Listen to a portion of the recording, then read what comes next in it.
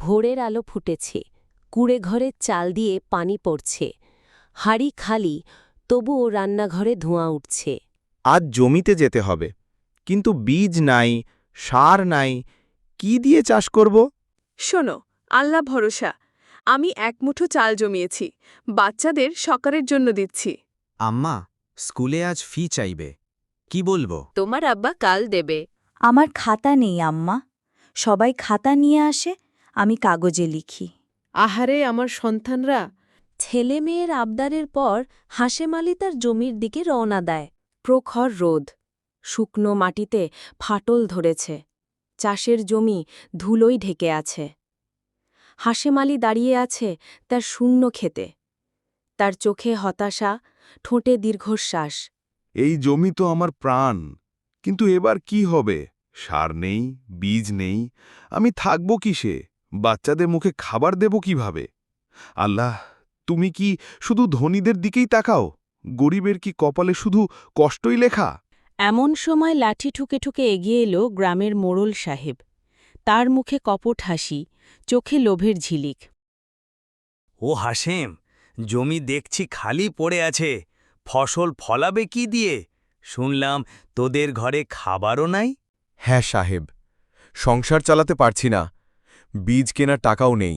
তাহলে আমার কাছে আসতে পারিস, আমার কাছে বীজও আছে, সারও আছে, চাইলে তোকে ধার দেব, তবে শর্ত আছে। শর্ত? কি শর্ত? সোজা কথা, ফসল উঠলে অর্ধেক আমার দিতে হবে। অর্ধেক? তাহলে আমি কি খাবো?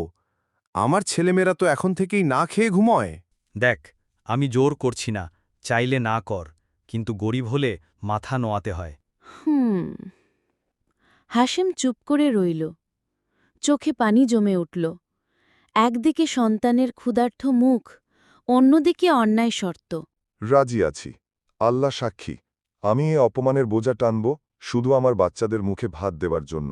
এই তো, কালই তোকে বীজ দেব, ভুলে যাস না, অর্ধেক আমার। মোড়ল হেসে চলে গেল। হাশেম একা মাঠে দাঁড়িয়ে থাকল, বুকের ভেতর ক্ষোভ, মনে প্রতিজ্ঞা, যত কষ্টই হোক আমি লড়ব। পরদিন হাশেম কিছু চাল বিক্রি করতে বাজারে যায়। বাজারে ভিড়, লোকজন হাঁক ডাক করছে।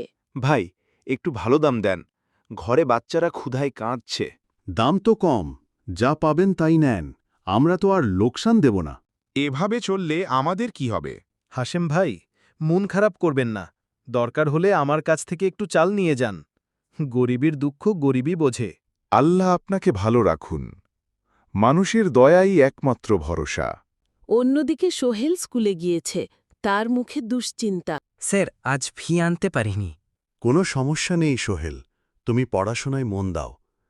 একদিন তুমি তোমার পরিবারের আশা পূরণ করবে। আমি চেষ্টা করব স্যার, একদিন আব্বাকে সুখ দেব। দিন শেষে হাশেম ক্লান্ত শরীরে ঘরে ফেরে। আম্মা, পেটটা খুব খালি লাগছে। মা, আজ শুধু লবণ মরিচ দিয়ে ভাত খেতে হবে, ধৈর্য ধরো। আমরা সহ্য করব আম্মা, কিন্তু তুমি কেঁদো না। আমার বাচ্চারা, তোমরা কষ্ট পেও, কিন্তু একদিন আমি তোমাদের সব দেব। হঠাৎ একদিন প্রবল ঝড় বৃষ্টি শুরু হল। ফসল নষ্ট হওয়া ভয়। হাসিম, জমি নষ্ট হয়ে যাবে। না রহিমা, আমি মাঠে যাচ্ছি, শেষ চেষ্টা করব। ঝড়ের মাঝেই হাশেম জমি বাঁচাতে ছুটল। ভিজে গেল, কাঁপল, তবুও লড়ল। কয়েকদিন পর গ্রামে কৃষি অফিসের ইলে। সরকার গরিব কৃষকদের সাহায্য করবে, বিনামূল্যে বীজ সার দেওয়া হবে। আপনি কি তার বাবাকে শুনলেন? ছদ্মবেশী ম্যান বাবাকে বলছেন। সত্যি স্যার, এতদিনে কেউ আমাদের কথা ভাবল? আল্লাহ আপনাকে মঙ্গল করুন। নতুন আশা নিয়ে হাশেম আবার জমিতে কাজ শুরু করল। পরিবারও পাশে দাঁড়াল। আব্বা, আমি কাজ করব। না বাবা, তুমি পড়াশোনা করো, তবে পাশে থাকলেই আমার সাহস বাড়ে। আমিও পানি আনবো আব্বা। আমাদের পরিবার একসাথে থাকলেই কষ্ট ছোট মনে হয়। কয়েক মাস পর মাঠ সোনালি ধানে ভরে গেল, সবার মুখে হাসি। দেখো রহিমা, আল্লাহর রহমতে জমি সোনার মতো ঝলমল করছে। ওপরওয়ালা আমাদের দিকে তাকিয়েছে। আব্বা, একদিন আমি বড় হয়ে তোমার কষ্ট কমাবো। আমিও পড়াশোনা করে ডাক্তার হব, স্কুলে বার্ষিক অনুষ্ঠান সোহেল পুরস্কার পেল। আজ সোহেল প্রথম হয়েছে। ওর পরিশ্রমী ওর বাবার মতো দেশকে গর্বিত করবে।